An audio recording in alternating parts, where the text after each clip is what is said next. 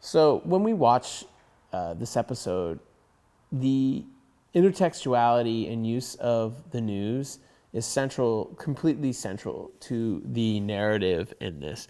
And it really shows and highlights how the the causality, so to speak, of immigration is often obscured and not explored by the media. Instead, they sensationalize different parts of it. For instance, CNN is really looking at like the cultural elements and want to explore and know more about the people from the future, versus like actually really exploring like why is it so hard to get work in the future. Like they never delve into that.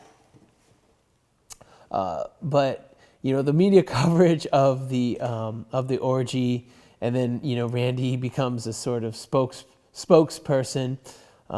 Is pretty epic. I love when he comes up for the interview. And obviously the folksy montage at the end is pretty ridiculous as well, but also kind of makes fun of that perspective, and like the videos and like marketing for like making for a better future, how like having that sort of folksy music and and sort of point. But let's just get back in the pile. Anyways, but here's a real perfect example, and like some people may not like this, that South Park is really in the middle. I mean, they're making fun of the angry, pissed off, redneck conservative and the aging liberal hippie douche.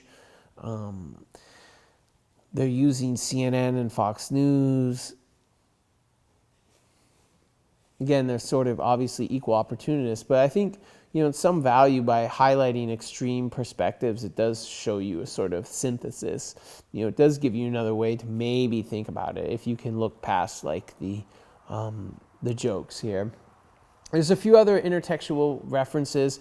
Obviously, they reference how the time travel works. It's like Terminator. When you see the people from the future appear, it's very much in a Terminator appearance way. And you can't go back. It's a one-way portal, just like in Terminator, not like in Back to the Future.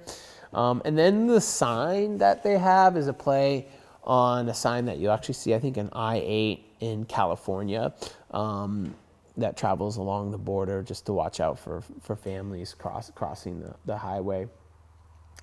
But I think, in this episode, there's just so many elements of, you gotta think, South Park is always dealing with an outside threat, like a threat to the equilibrium of small town, any town, America, white America specifically, right? And in this case, we obviously have, the people of South Park, how do they come together? They come together over this, in a ridiculous way, over their jobs. Like patriotism is expressed through their ability to work, which you're actually honestly seeing now with people taking over city halls in primarily democratically run states, where you have people taking over city halls, fully decked out in all their Walmart, military gear, but trying to, express themselves, and think it's patriotic what they're doing. It's American, that freedom, that liberty is American. And the same in the South Park, they express themselves through their ability to work, and that's how they unify. Their inability to work. Okay, now we obviously have many elements of nativism and xenophobia, through pretty much the whole episode, where no one's actually really interested in learning more about,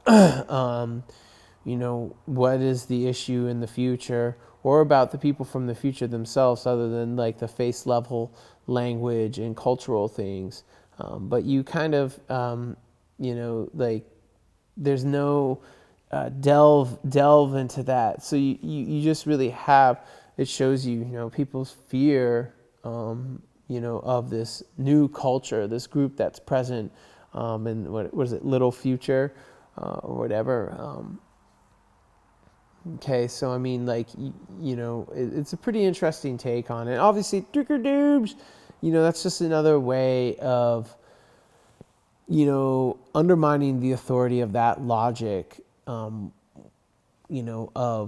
why should we not allow people into a country? It's because they're taking our doobs. Dicker Doobs. And as that devolves into, right, it just shows how that argument is just stupefying itself. It's just this a simple, dumb argument, for nativist policies. So.